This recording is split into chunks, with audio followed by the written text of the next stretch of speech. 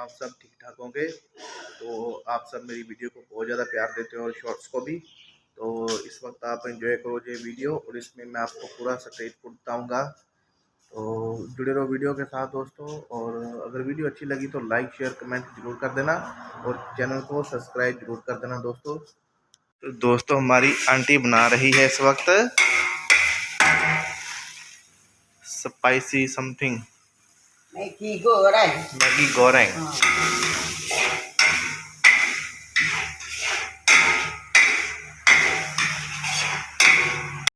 तो जहाँ पर ये फ्राई राइस बन रहे हैं, स्ट्रीट फूड है ये भी।